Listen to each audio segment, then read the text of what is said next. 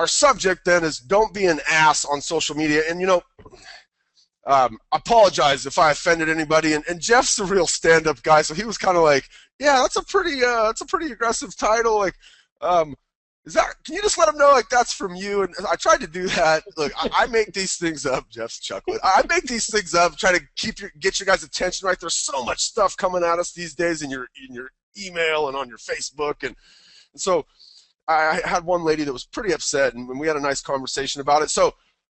Ass is defined in dictionary.com as a stupid, foolish, or stubborn person. So we're mainly going to talk about, let's not be dumb, right? Let's not be stupid. But maybe what are some things, too, that we can do to kind of put some framework around what we're doing in social media to make sure that we're not making some of these mistakes. And really the ultimate mistake with social media would end up being that people stop listening to you or they stop following you or you stop having that ability to be able to get your message out there. So without any more introduction from me, I'm going to introduce you guys to our guest today, and he's really going to be the host. Jeff, how you doing, my friend? I'm good. How are you, man? I'm excited for this one. Yeah. Cool. So today I'm playing the contrarian host, and my name is Bob Stewart, community evangelist with ActiveRain. Jeff is the VP of Technology and Innovation for Exit Realty, and Jeff and I were just talking. Jeff, give the folks on the call a little bit of perspective on where you come from, what your background in the industry is. Sure, yeah. No, I think I just broke 23 years in real estate. Started back when I was like, 20-some years old, if that. Knocked on doors for a living. No technology existed. About 8 years in or 9 years in, I had the cool opportunity of getting asked to be a manager for a company that maybe none of you knew at the time, but it's called Bell Atlantic Mobile, which really is today's Verizon Wireless. So I jumped on the wireless bandwagon, spent 10 years in the dot-coms and the corporate, came back into real estate and took all the stuff I applied in both technology, web hosting, web development, all that stuff, tied it back into real estate, sold my butt off for more years, and then developed into more of a corporate role, teaching, training, coaching, speaking, and really just helping people get this stuff on how to use it, So one for Jeff and I mean, you guys that are on the call today, you guys are all agents in the field, like doing this stuff every day. You don't have a lot of time to kind of investigate, to look around and see what everybody's doing and what might be working and what's probably not the best ideas. And so Jeff and I are in a unique position to be able to, all day, every day, we're dealing with agents. Our job is to kind of look out there and see what's going on and how are people using this stuff effectively. What are some of the missteps maybe that people are making? And so we're going to try to bring you some of those missteps and some of those good things today. So Jeff, go ahead and take it away. And as my blog post said, I'm going to play the contrarian host. I'm going to jump in here from time to time, and I'll also bring forward any questions that people are asking as we get going through here. Sure. Let's talk about social etiquette. There's no book on it. There's no right or wrong way. And I'm going to tell you what I've heard in some chat even before we got started. And I certainly appreciate some concern. Some of these people were concerned about, the people that should be on this call listening to this are not going to be. But guess what?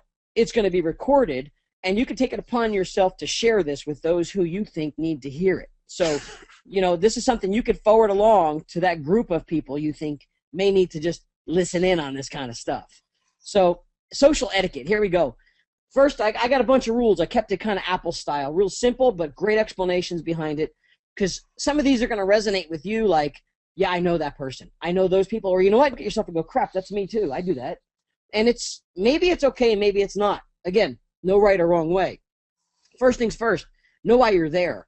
I get so many people trying to hit me up with, hey, I'm on Facebook, and I hear people are getting leads, but I'm not getting leads. And I stop and I go, listen, first of all, Facebook, Twitter, not meant to generate leads. They weren't lead generation companies. So get that out of your head. Will you generate some leads? Sure.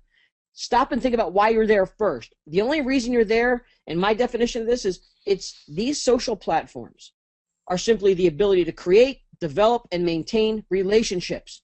Social is a conversation, not a dictation. So look, I say to this, take Facebook away for a while. Just make believe it's gone. Some people would cringe and have no idea what to do with their life. But take away Facebook for a second. How would you normally talk to those people you don't get to see every 6 months to a year? How would you talk to them? Bob, how would you? How would you find these people? Isn't I that probably, I mean, some of them I wouldn't talk to, quite honestly. Others, I would email with probably. There would be some phone conversations. but that's I'd about see him it. at my grandma's birthday or something. But here's the point. Talk about real estate. You guys know that are in real estate that your next deal is simply knowing more people. And I always tell people, if you want to grow your real estate business, I always ask this question. How many people do you know? Oh, I know 500 people. Okay, good. If you know 500 people, what if you knew 2,000 people? Does your real estate business get better? They always say yes. Okay, good. We need to get to know more people. So what we don't realize is everyone that claims to be a friend, which we know aren't all our friends on Facebook or Twitter, all of them live in, own, or rent a home. And they know 300 other people who live in, own, or rent a home. And the purpose isn't to sell them anything here. It's simply, I have an opportunity to build more relationships with people that happen to live in, own, and rent homes. If they get to like me and trust me, I'm there. Problem is that people trying to make too much of a business out of it. And you're really supposed to be here just creating and cultivating reaches and touches of people you normally don't get to do. So just do that better. Reach out better. And I'm going to give you some tips on a couple other slides, but that's simply the premise of it. People are getting way too complicated about social media. And I think when we go on to this is where they start to throw up, if you will, is on the being an evangelist. Is here's my open house. Check out my listing. I get open houses. I live in New Jersey for people in Florida. I don't care. Don't want your open house information. I don't want to be sold information. And we're broadcasting nonsense. We're just spewing out stuff to post. And that is what happens is you become ignored. And Jeff, yeah. let me ask you a question on it's okay to evangelize, but not too much, because if you were to listen to 10 social media experts or gurus, and I don't think either one of us consider ourselves a guru, because like you said, there's a lot of right and wrong, and there's, for different people it might be different, but what do you think is too much? Like, let's say I'm going to make 10 Facebook posts. Like, is it Yep. too much if 9 of them are real estate related? Like, where does that kind of break down? Like, how often should I be talking about my real estate business versus just, hanging out with the kids and going to the show or what? I mean, where does that kind of fall? I treat it as this. I treat it as if I treat everything on a social platform as if I were going to be live in person for the most part. So, Bob, you and I are going to go meet. We're going to go grab a beer at the bar, and maybe we know each other a little bit, but we're going to talk. If I get to the bar and we're just met, or we just kind of know each other from time, and I just start talking to you about, hey, you want to check out this new listing? I just listed a new house. If I start throwing that up at you, you're going to think I'm an idiot. So I treat it as, first of all, hey, Bob, how's things? What are you doing? You're going to ask me, how are my kids, my family? Talk about life. I want to know about Bob the person first. Now, in that conversation, somewhere I might say, listen, Sunday I'm super excited. I'm actually hosting an open house of this awesome castle-looking home. It's set up on a hill. So Sunday I'm kind of tied up from 2 to 4 doing an open house there. I don't even have to say real estate, but I'm in real estate at that point. So I can drizzle it in. If I'm going to drizzle real estate in and I'm going to drizzle it into a post, don't just go check out my new listing. It's, what do you think of this kitchen? I just listed a home with this beautiful kitchen. Love your opinion. See, people are intrigued by that. They don't care if you just got another new listing. But first off is I want to know about you, the person. I want to talk to you. If I showed up at a kid's soccer game and just started handing out flyers of listings to all the parents instead of talking to them, I'd be the idiot. So we've got to understand it's the same way online. I want to learn about the person. I want to know more about them as an individual, as a mom, a dad, a grandparent, and then tell me a little bit about you're in real estate, but just don't keep jamming it down my throat.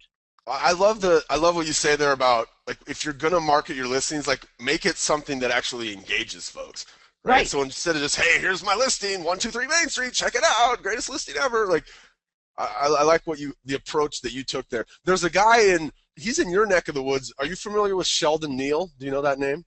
No, not at all. Okay, so Sheldon's a Remax agent. He's been a long-time ActiveRain member. He does something really cool on his Facebook page, and you guys go check out Sheldon Neal. It's Neal, Sheldon, Sheldon. You can see his Facebook page. He's got a lot of it open to the public.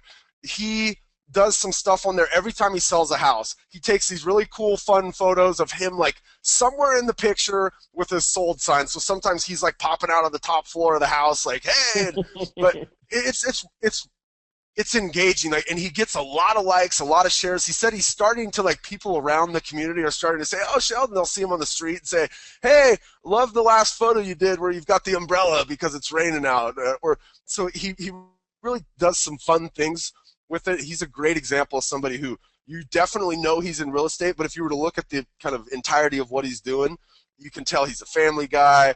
He enjoys his kids. There's just very good balance in what he does. Yeah. And I get hung up on, and that's why the ego goes out the window. I'm a pretty down to earth, transparent guy. When I hear people, oh, I'm a marketing guru, I'm a social media guru, and I go to their page from real estate, and their Twitter account is literally every post is a listing or an open house. They don't understand the platform. It's not what it's for. It's about engaging people that you normally don't talk to on a day-to-day basis. It's a powerful tool to just but not to be sold on. So you got to just have a happy business. We'll talk about Twitter because I got a question, but it's pointed probably towards another slide where it's a little bit more appropriate. All right, cool. Let's go. Let's go number 3. Don't do it if you aren't going to do it. And this is simply that, if I could paint this picture, and if anybody out in the audience has a teenage daughter, teenage son, or grandchild in that teenage years, have you ever been ignored? Because usually teenagers are good at that. How do you feel when they ignore you? Like when my 13-year-old ignores me, I want to just go through the window. Like that ignored feeling. So guess what? Online, if you're ignoring people, it's frustrating. And what I mean by that is there are people that may have sent you a direct message. They may have put something on your Twitter account and tagged you and put you in there and you didn't respond.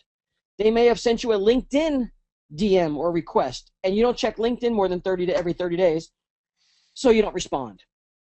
People expect you to respond. They're communicating with you. Even if the reason they tag you in something is they want interaction from you and they're trying to engage you. If you're not going to be engaged or you're not responsive enough, just don't do it. If you're not going to check your Twitter account and there's several tweets waiting for you that's there to respond to, just shut it down. Don't do it. Because if you're not going to do it right, you're actually making people mad that they're being ignored. So I think a lot of us get the, oh, check this new thing out. You got to be here. Somebody said that this is the newest, greatest thing. For me, Twitter is like, there's so many people that this applies to them for Twitter, right? They know it's this next great way to communicate. All the kids are using it. They got to be on there. And then, like you said, they get something set up. Maybe they got an auto feed out of their blog that posts their blog every time, but they're not actually using Twitter, right? So, I mean, you're suggesting that if you're not going to use it, just shut it down. Just because what happens more is you become looking poorly if someone does actually tag you or communicate with you through there and you don't respond or don't check it or don't even know how to do it. What good is it? Just do something you do really well until you get that mastered.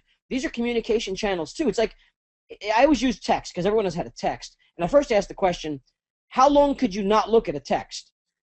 That's an open question. That's kind of a funny thing. Someone sends you a text now. How long could you not look at it? Like you hear that beep, you got to look at it now. You respond now. But if I sent you a text right now and it's important and I got to wait 5, 6, 8 days for you to get around to it, I'm ticked off already. I'm on to something else. So when customers are posting something or colleagues on a different platform that you may not be fully engaged on, don't just have it because you're auto-casting there because you want to be on Twitter. Who cares? If it does not generate a return or a communication channel, do something else. Is just my opinion. Don't have to be there to be there. There's no one grading you on that. I think your blog, because a lot of you folks on here are bloggers as well. I mean, this is something we try to impress upon people even with their blog as you're getting started. Like, if people take the time out to comment on something that you've written, like, respond to them, right? This is how the people that have success with ActiveRain or with a blog, they end up having that success because, and Sally, who's on the call here, she put it's about engaging and connecting. So they're actively engaging anybody that's willing to connect or engage with them. So I see a lot of times these blogs where people write their blog posts and folks come in there and they're wanting to have a conversation with them, and the author never responds. So yeah, and there's an emotional connection to that too. I mean, if you wrote a great blog post and someone gives you kudos or wants to talk about it and you don't, I just discredit you. Like, you wrote something awesome. And now you give me a channel that can say, hey, give me a comment and post comments, and I do, and then you ignore me. Well, that just right off the chart right there. That doesn't help. So you've done something awesome, and then you lose awesome because you don't follow up. So just a pet peeve of mine. So on that note, don't do it if you're not going to do it. Focus on what you are going to do and do it really well. Focus on others to engage with, and this is huge right now for real estate. Get the blogging out of your head for a second. Get social out of your head for a second. Focusing. Our main job in real estate. Remember, I've sold 22 some years. I've listed a lot of properties. I've worked with a lot of buyers. I've run teams. I know what I do really well, and I know what I don't do really well. You have to kind of learn that too. But what I did really well is I was focused on prospecting. And prospecting, you hear it all the time from 9,000 different trainers. But when it comes to social media, we have to get uncomfortable. See, we usually talk to and connect with and chit-chat with the core group of people who are our friends. Yet, if you look at the group, if you could look at all their pictures, all those little faces on a chart of people that you are connected to, you're probably talking to maybe about 20% of them. What about the other 80%? Let me ask you this. Do those 80% that are connected to you still have access to your pictures, photos, all that good stuff? Do they live in, own, or rent a home? Yeah, they do. Do they know 300 other people that live in, rent, and own homes? Yeah. How often do you talk to them? You've got an absolute channel to talk to those people, to engage with them that maybe you would never engage with, but look, you accepted their friendship. They're online with you. They have access to your stuff, and you have access to their stuff. And here's your opportunity to start playing prospecting, but not like hitting them up for business. It's just, hey, haven't talked in a while. How are things? How's life? How's the babies? The baby getting big? Talking socially, because now what? Your top of mind consciousness.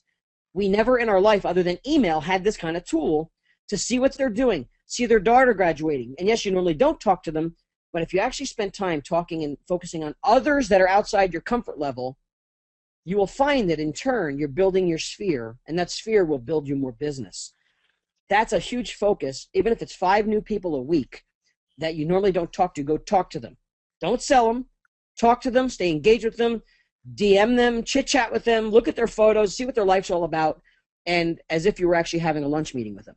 So, Jeff, Facebook makes this, I think they kind of skew towards making it easy to continue to connect with those 20% that you're already connecting with, right? Like your news feed will be generally those people that you've engaged with in the past, right? So you're always kind of seeing the same people and making connections or talking to the same people. What you're talking about here is you kind of have to go out of your way to do this, right? Like you kind of got to, you go find those people, or you end up on their page, or you leave some kind of a note on their page, right? I mean, this isn't just sitting back and waiting for them to pop up in your news feed. Right, because that's the comfort zone. You're right, but you've already accepted them as a friend, so you have direct access to this group, or this group. And let's face it, this group is probably, it could be your cousin in California, it could be a friend you went to college with in Texas. And look, how do I know my friend in Texas just didn't sell his dad's home or needs a referral agent? How do I know my cousin in California that I don't talk to all the time, because she doesn't think of her cousin in New Jersey, but hey, I'm looking for an investment property. She might even need advice or something. If I don't stay in front of them, Facebook gives me the open platform to communicate just socially. But remember, if I'm not going to be their best friend, someone else is. What about your past customers? How often do you talk to them? This is a huge issue right here. Get me wired up on this one. Here's my pitch, and this is to the industry at large, not to the folks on this webinar, because it may not be you. But here's a problem with real estate and why we lose future business. In our business, it's like the love affair. While we're showing properties, and many of you know when you're showing properties, you're quite intimate. You're talking every day. You're texting every minute. You're in that courting, dating stage, right? You're dating each other, talking every day. You finally get to a contract. We found the house. We get to a contract. You just got engaged. Congratulations. The ring is on. We're making a commitment. We're going to buy this house. Closing time is wedding day. You get to the table. The deal is done. Congratulations. You're now married. Here's your house. You go your way.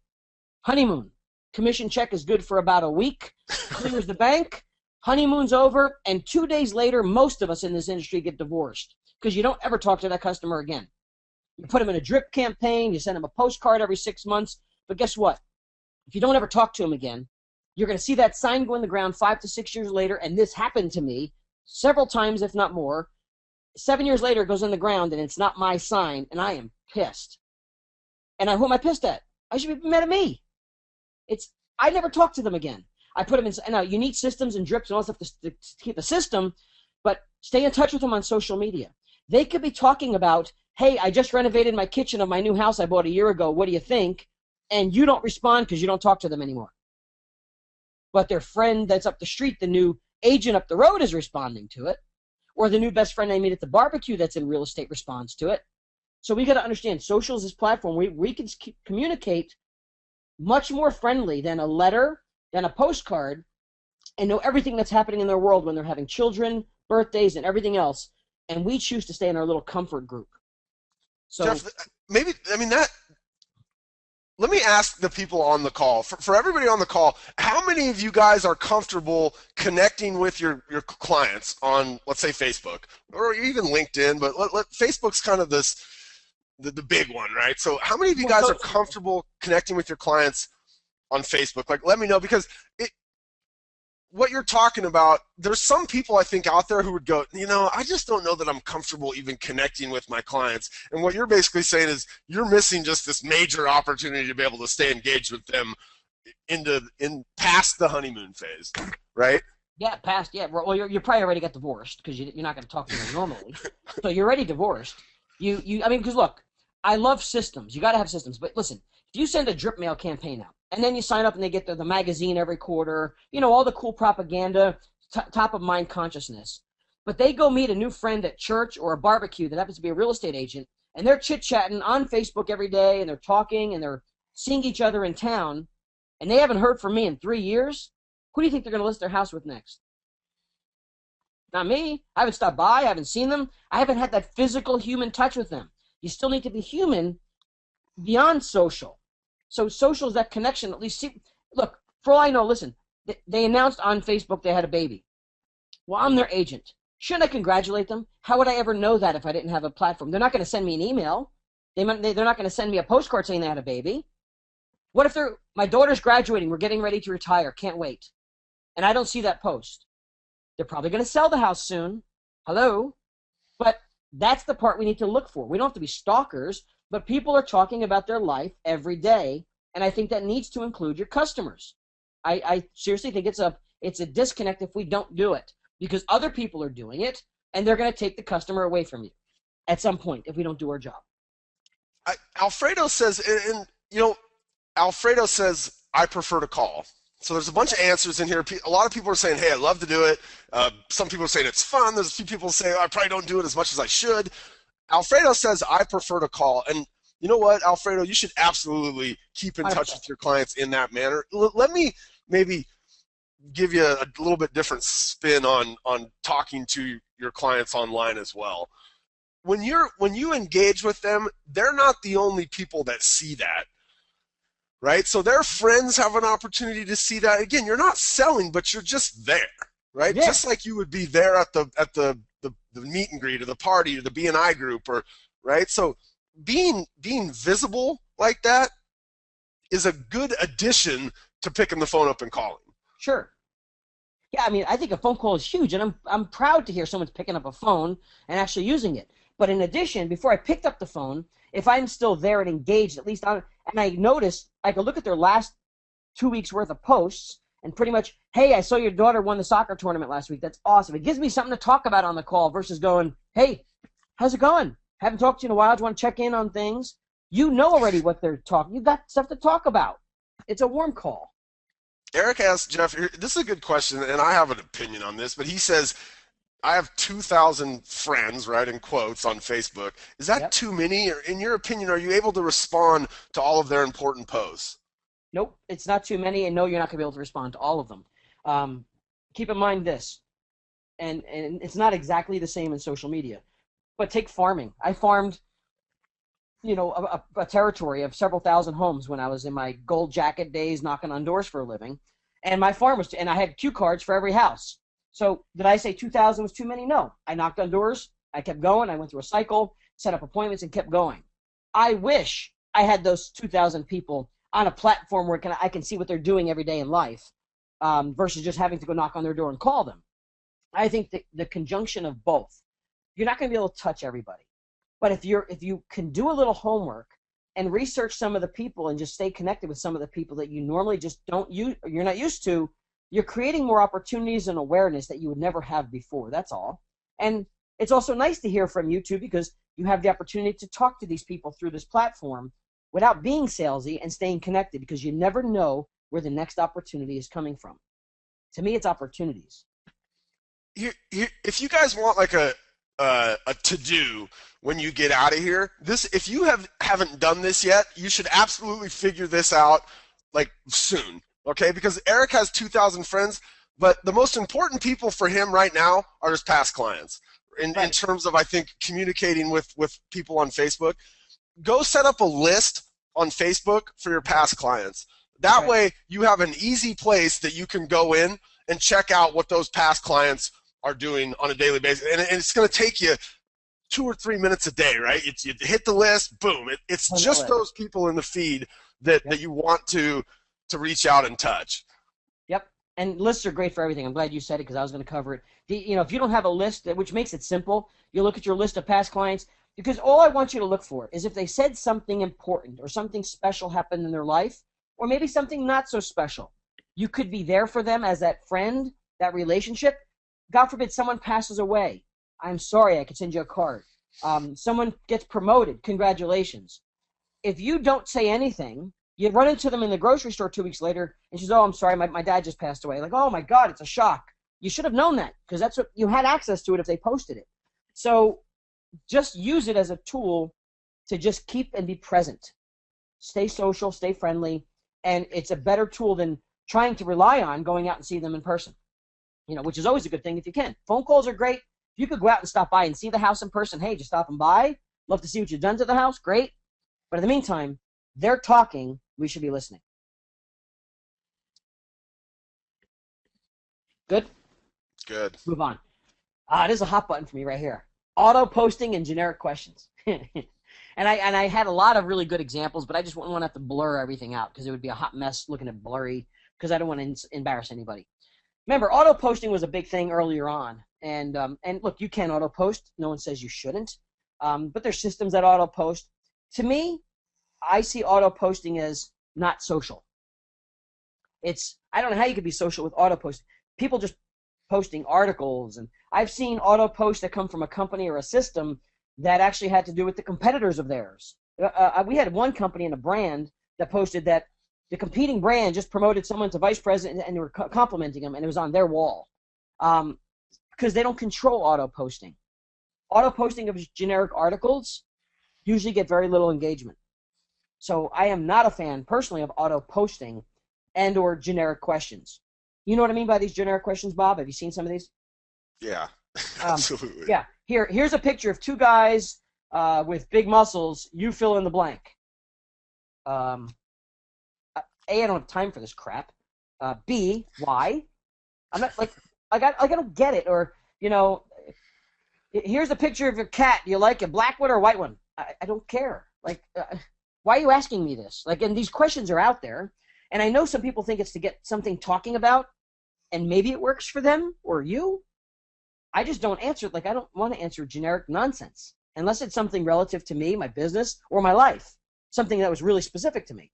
But generic questions and this whole loose of, I saw one 2 weeks ago, peanut butter and jelly or peanut butter, jelly, and banana. Do you like the banana or something?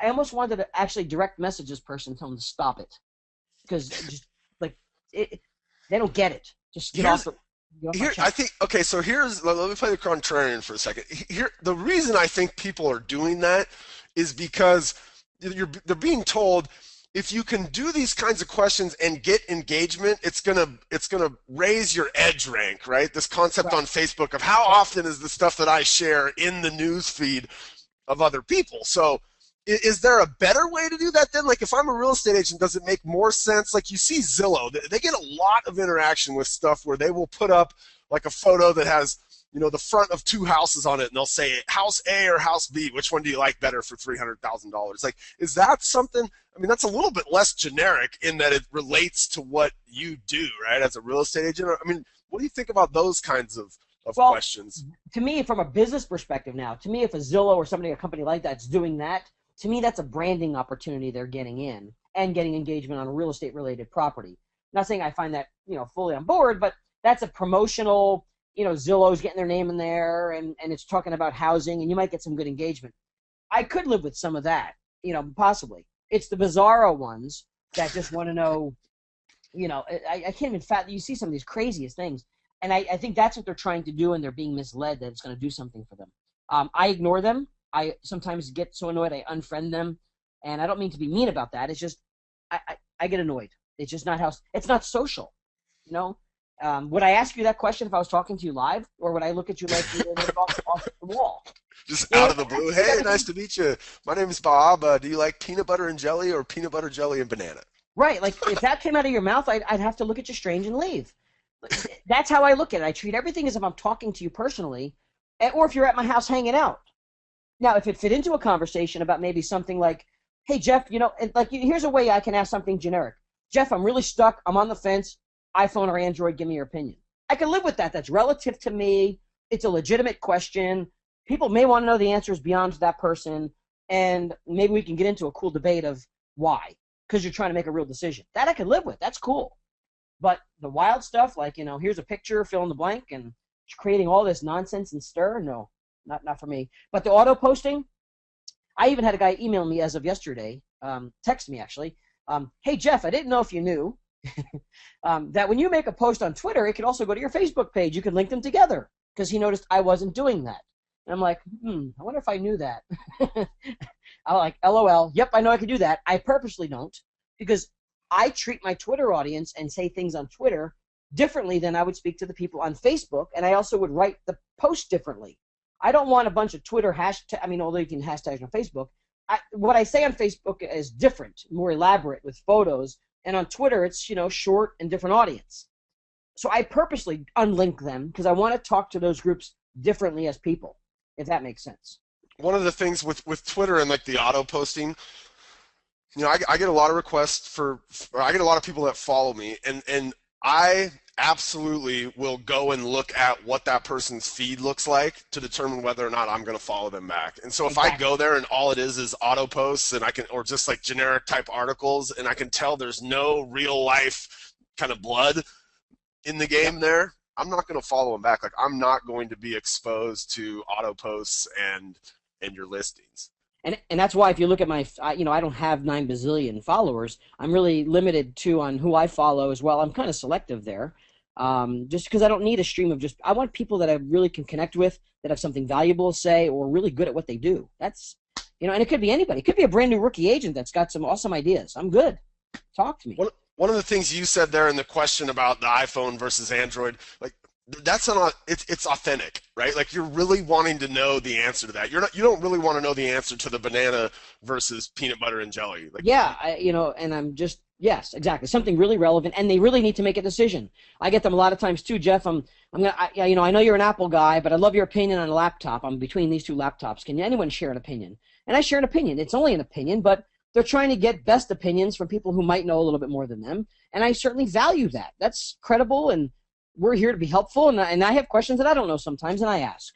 So I could live with that, but I'm talking about the ridiculous stuff to get attention.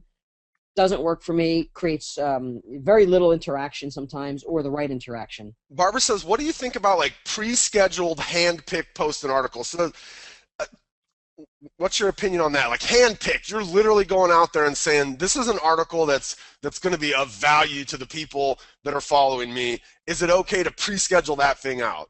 Yes. Something relative that you feel is really relative, that you've handpicked, yes. The auto posting by organizations who just go, hey, we're going to post like 5 or 10 things a day for y'all, and we're going to just pump up your Twitter stream and your Facebook post. We'll just it'll be all real estate related. Don't worry about it. And it's just stuff. I mean, it's just stuff all over the place. That I'm not. But her specifically handpicked something she took the time and looked at and said, there's a really good article. I think we would benefit from this. Sure, share that with me. Yep. Absolutely. Good. All right, what do you got next?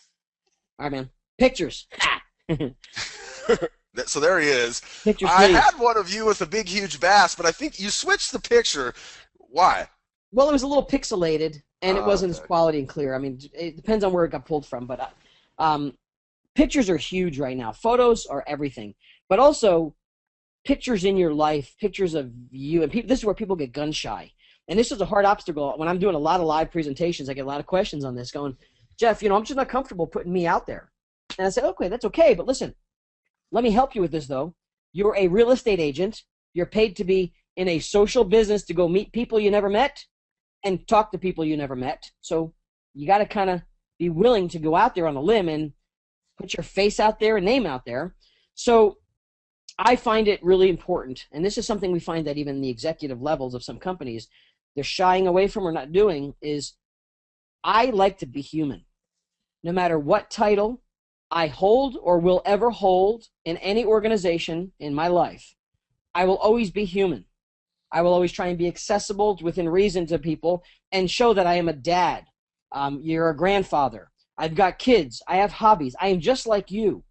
We have different responsibilities, but the ego crap is, who cares? I have different responsibilities than others in some roles that I have to play. Yes, I got to do a job. But social means social. Now, we can't share all the nonsense that goes on in our life. You're not going to catch me screaming at my kids most of the time. But you'll see a lot of children photos, my wife, where we live, what we're doing around our community. And that is where I get the most engagement from, and people value because I'm transparent. Because the only way I can do business with somebody, anybody, is I got to like you and trust you. And I can't get to like you and trust you until I get to know you a little bit better. And if I walked into your office, and these were the sales training days when I ran sales teams in corporate America, and I ride with my salespeople, and they walk into an office, a brand new cold call to a vice president's office, you're cold. You got to find something to talk about. And it's either you're talking about the Corvette picture on his wall or the trophy behind his desk. You got to find something in common to talk about. Well, guess what?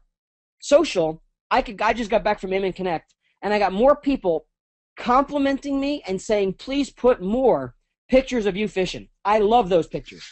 And I'm like, really? Like, what about, like, not my kids or the fishing picture? I had overwhelming response of people going, I love your fishing pictures. I was I one don't of care them. why. It's a connection. They may love fishing, but guess what? Bob, like anything else, anything you and I have in common to talk about, we now have it in common to talk about that takes the conversation to a deeper relationship. I don't care Yeah, what it is. I mean, for me, I made that comment to you when we were at Inman. I said they love the fishing pics. Keep them Oh, coming you were one of them. Yeah, because I like to fish, right? So there. like we had something in common, and Lynn says I don't care about your fishing pictures. But you know what? That's fine.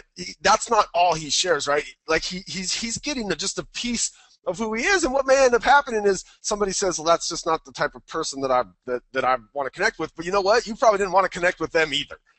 True. Right? Like and also, it's pictures of other things in life. It's pictures of kids. See, everyone has a hot button. Who is it that just said Lynn? Was it Lynn that said I don't want to connect? Yeah. Okay. But Lynn, no, that's okay. Not a fan of my fish picture. That's okay. But here's the point. If I saw some interest in Lynn of what she does on a hobby or daily or basis, and we had something in common to talk about, that helps us create that conversation. Lynn might have children. Lynn might have grandchildren. They might be the same age as my kids, and we're going through the same phase of life. We don't know that, but I would never know that about Lynn until I saw pictures of it or sharing it online to make that connection. So Leslie has a great question. She says, what if you're just not comfortable in front of a camera due to whatever reason? Leslie, I'm not comfortable in front of a camera. And you would, I don't know, if you go through any of my, I'm big on Instagram. I love Instagram. If you were to go through there, you might catch one or two photos of myself. Like, I'm never the guy that's going to throw my camera out in front of my face and take a selfie, right? Like, I would never do that. Jeff did it here, I think. Are you holding the camera there? That's fine. But what other stuff? Like, I take pictures of my son. Like, I love to share stuff about my son. Or if I'm going somewhere, like, Instagram for me has been really cool because I was never a picture person. I've been all over the world. I've traveled all over the U.S. I was never a picture guy. But now with Instagram, like, I love to just take a picture of somewhere I'm at that kind of captures the essence of what I'm doing or where I am. Yeah. It could be anything cool. I mean, this is going to sound a little corny. I just posted on Facebook the other day I'm trying this new little trying to eat a little bit better. And instead of eating regular potatoes, I'm trying to eat, sweet potatoes. And so I saw this cool recipe on Twitter. They shared a recipe with me about how you can cut up a potato and do it. And I posted that as an instructable how to do it. And I cooked it just last night. And I got a whole bunch of private comments like, where'd you get that recipe? Oh, my God. I love sweet potatoes. That's a really cool idea. I'm like, I found it myself. So then I got the jokes of like, I never knew you cooked. Are you ever home in time enough to cook? And blah, blah, blah. But it doesn't always have to be about that. It could be about things you're doing, places you're going, the children you're with, picture of the lake, the sunset, the corn crops, something that goes, wow, that's really pretty. It's just what it is. Pictures are driving traffic, and a visual search is what's happening across the U.S. and North America. If I'm a real estate agent, like I would absolutely be taking pictures of cool houses that I saw. That's Like right. if I'm out with a client and we go to a really cool house, like I'm gonna take a picture of something cool in the house and share it. Arched doorways, a cool lock on the door, something that looks rustic, whatever it is, a cool tractor to sit on the property that's, whatever. There's a million cool ways to take pictures of stuff that get engagement and have something in common with somebody else. So trying to be transparent with life. So it doesn't always have to be a picture of you with your own selfie. It could be of others and things that you're doing. So if you're gun shy on the camera, don't sweat it. Pictures are still good, beyond your mugshot. But I try and stay human and share with what I like to do, try and find things in common. Time's ticking. Big three. We can't stop this, Bob. Nor you nor I or anybody can stop this. We could talk till we're blue in the face. We've had to put people on warnings, under franchise agreements, and it just doesn't matter. Yeah. So sex, politics, or religion. You can't stop it. You know how many times, and here's the point I'll make on this. I understand we're in the U.S. of A. God bless America. We have the freedom of speech. I am grateful for that. I'm honored to be part of this country. But certain things on social, here's what happens. And here's what I've learned from others that have made some mistakes. Let's just say there's a conversation about gun rights or one of them hot topics. And you might have your entire list of clients and cronies that love guns and they're all into it, and you're, bashing this whole thing about they're wrong, and you're all on this Yahoo bandwagon. What about the other 30 potential clients or people you've done business with that never knew that about you, have a strong opinion against that, almost really strong opinion, saying, I can't believe he thinks that way. I would never do business with a person like that. Oh my God, and look what he's saying now, and getting riled up, and they never tell you. They're watching you, but they never knew you had that opinion. Do you think people get heated up over sex, politics, and religion? Bob? Oh yeah. Are you kidding me? They want to spit fire. Yeah, some of our biggest battles on ActiveRain in the last 7 years have been over these topics. Here's my thing about this is I in the history of the internet, I seriously doubt that somebody's opinion has been changed based on a comment that someone else left. Like that's what I always think about. So when I see people like getting into these heated debates, all I think is, look, at the end of the day, like you're not going to change that other person's opinion. And so, No. like, was it worth going to battle? And like you said, was it worth potentially losing business over not being able to change someone's opinion? And perception takes place where now I look at that person and go, I'm so angry because he's arguing with me online. It's not me, but this is a conversation I'm watching. They're arguing. How many people are looking at the person that they're disagreeing with going, not only that I thought we were friends, now I dislike you. I almost want to jump through the computer for what you're saying. And they become angry. Now you've just taken the perception of that individual that might be super professional, and it went out the window. And here's the other problem. What if I, Jeff Lobb, follow this whole stream, I'm chomping at the bit to say something, like I just can't, what if I just hit the like button of one of those things? What happens to me? Well, you're in it now. I'm in it now. I'm in. So I won't make a comment. I'm just going to like it because I want to be part of that because I can't believe they're talking about this. And I hit the like button. I'm in. I am now in that conversation and just as going to get looked at in that same light, good or bad. That's scary because it's way too easy to do that and have a lot of people make bad impressions that really shouldn't have happened. So you got to think about the people who are watching it from the outside bubble in, making those perceptions, and they're not telling you how they feel. That's the scary part. And that's the part to really consider, right? Because I get it. Like people have strong opinions about these things. I bet a lot of people on the call have strong opinions about some areas, related to these topics. But just really consider like you know, the things I'm saying or the things I'm liking, like what is the perception of of of everyone else based on that? Right. And you know what? Some of you guys are gonna say, screw it, I don't care. Like I'm that passionate about this that if somebody doesn't want to do business with me, good. I don't want to do business with them either. Fine. At least you realize and you're making that a conscious decision. You're not just going out there willy But nilly yeah, but and you doing air it it. out publicly. You air it out publicly. So it's now you got a lot of people making assessments. That's the problem. If you did it one on one, you could deal with it. Hey Jeff, but I know enough people, and especially from our days of doing this, of looking at these topics on Active Rain. Some people are just they don't care. They're gonna do it. Oh, I Just think know. it's important for them to realize like the perceptions of what they're doing. Damage, yeah. And I just thought of something. I want to go back 1 second here. I want to go back to, let's see if I can go back. Oops. There we go. I want to go back to pictures, if you don't mind. I forgot something. Big problem I see a lot of times also, quality of pictures. I don't care how many pictures you post. Tell me you haven't seen poor pixelated, blurry pictures of someone on a stage. You can't even determine who they are. I see it all the time. And the quality of pictures is also a big problem by a lot of people making posts. And I'm not sure even why they even feel they should post that picture. But and here's what happens. It makes an impression of the person that's actually either on the stage or at the event or whatever it is. I've seen people take pictures of me on a stage where there's a column cutting half of me off. It's blurry, and they post it going, hey, Jeff Lobb's talking about. That's almost an impression. Like, I didn't even take that picture, but people are like, damn, Jeff Lobb looks terrible. What's wrong with him? You know, that's an impression of that individual, too. And I'm like, oh, please take that down. So sometimes you got to learn how to use the autofocus, or if you're doing your iPhone or Android, to tap and zoom, properly focus. And if the picture doesn't look good on your phone, don't post it. Just really important. That I didn't think I had to say this until I look online and see how many crappy pictures. So I'm just venting a little bit because that happens quite often. Not just with me, with other people that I see. So we're good with the big three. Yeah, We'll go to the eighth. it's not. Everyone wants to buy. No one wants to be sold. Well, we kind of covered this a little bit in the earlier one, topic-wise, but I still get emails from people all the time trying to nail me down for an appointment, trying to direct message me. Hey, when can we sit and chat? Hey, I want to talk to you about my product. And I don't even know who they are yet. I'm not even sure what their product is, and they just want to pin me down for that appointment using social media.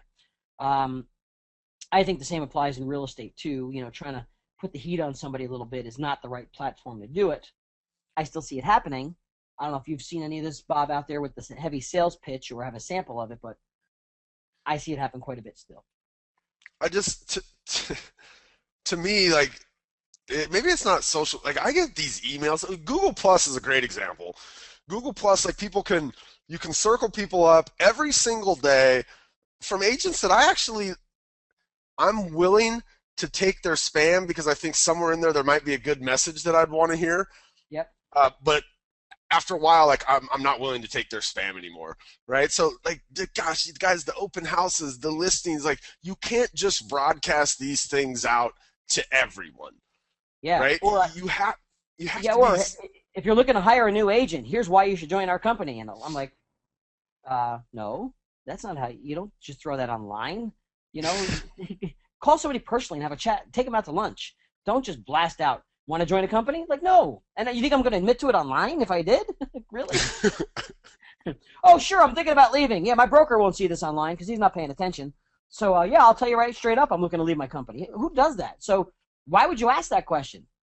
You can't really recruit heavily that. They're trying to recruit people online socially all the time. Makes no sense, but that's just one of my things. Don't do it here. Not the place. I got two of my last favorite ones coming up. So don't jump the shark. I love this picture, man. I would never. How do you find these pictures? First, people were like, what the hell is jump the shark? What does that mean? Back in the day, if you remember, there was a TV show built around "Don't Jump the Shark." But in general, what the rule of thumb is there is a time or place. Let me see if I can actually add a definition to it. Well, so you know where this comes from, right? This is like this comes from Happy Days, and Right. there's an episode where Fonzie jumps the shark, and that was like became the downfall. Like after that, Happy Days was never the same, right? They were trying to get to a certain level. They were going. They pushed it too far, and now from that point, it was just a downhill decline. Right, and happened. There's a TV show I think about it too, but Don't Jump the Shark. But it's also about there's a conversation that's happening. Sometimes you get a really good conversation in the group, and it could be talking about lead generation systems or CRMs or whatever it is, and you're going, okay, and the points were explained and you're kind of done.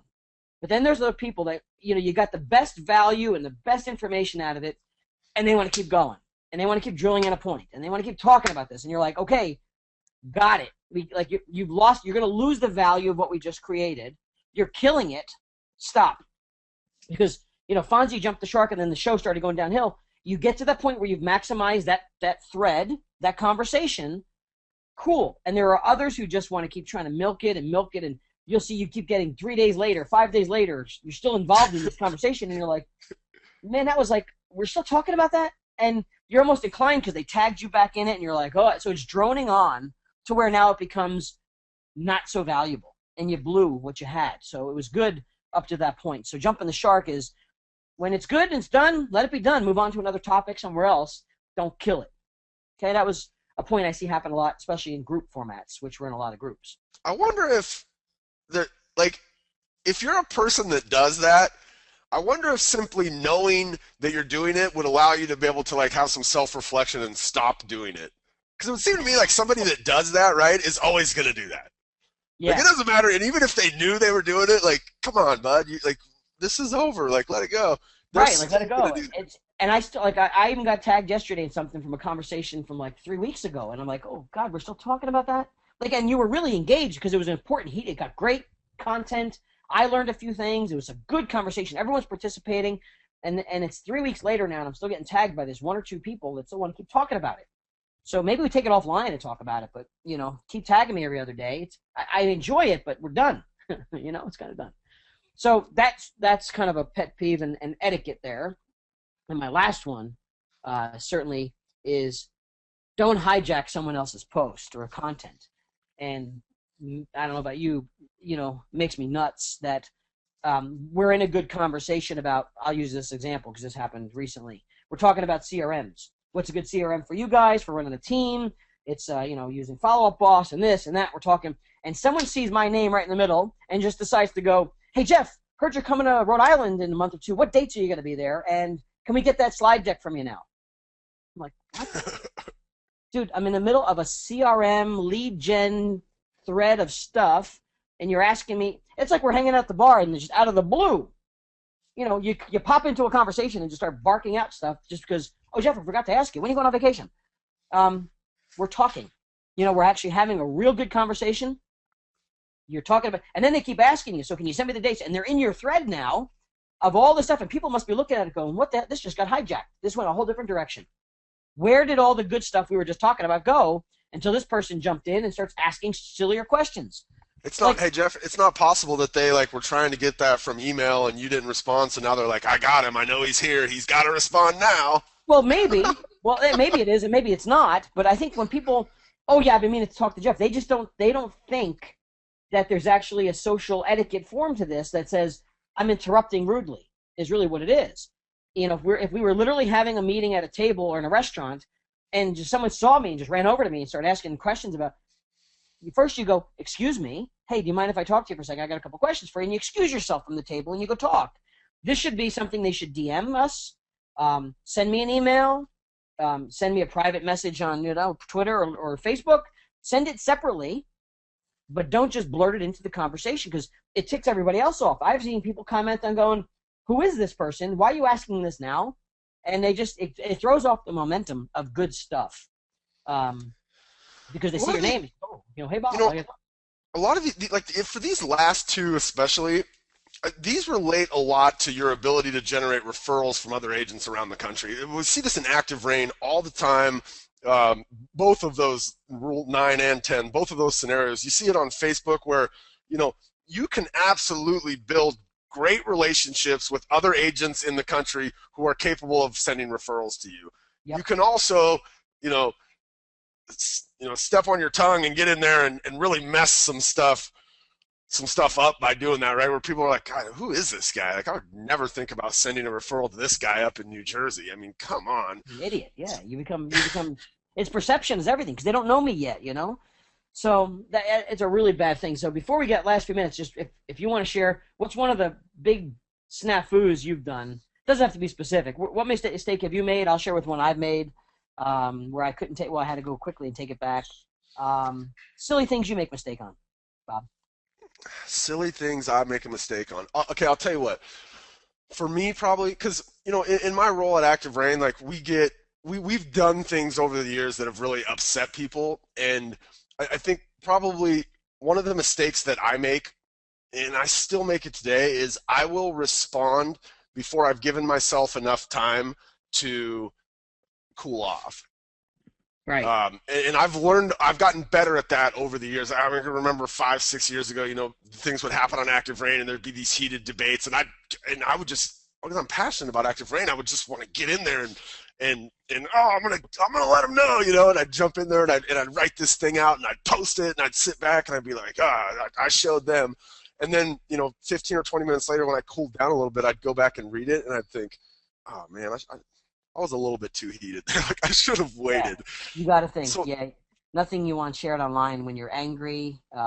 Who said it? After 10 o'clock at night, usually nothing good comes out of it. yeah, yeah. So for uh, me, I think just if I do get heated, to step back and really just take a deep breath and think about what I'm posting. Because the reality is, even if it's an email, like once you post something, once you hit that send button or that post button or that, tweet this button, whatever it is, like it's out there, right? There's no pulling it back after that. So just really be mindful of that. I got caught a lot of times in the earlier days of Twitter, thinking I'm posting a DM, direct message, and it wasn't direct. Hit the public stream, had to scramble back because I multitask on my mobile device a lot, and you're juggling from one app to another. You just, I got to send this tweet out. I want to ask this guy something, and I hit DM multiple times. I thought it was a direct message, and it wasn't. And man, I had to go scramble to pull that back, get it down, find a laptop because you couldn't even get it down from your phone. You had to go to a laptop to get it. So made some really stupid thinking I'm DMing somebody and it's really a live post out to the universe. So got to be really careful there. I double check that now.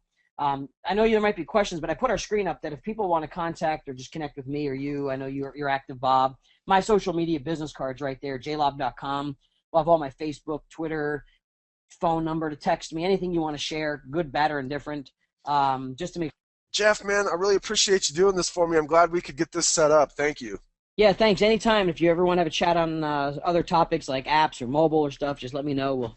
We'll have some fun with that too. But I'm here to help the community. You have a great group, and my pleasure being on. Thank you so much for having me. Awesome. Everybody, you guys have a fantastic week in real estate. We'll see you guys again real soon at Active Rain University. On behalf of Jeff and Michelle, who's always behind the scenes, my name is Bob. Bye-bye, everybody.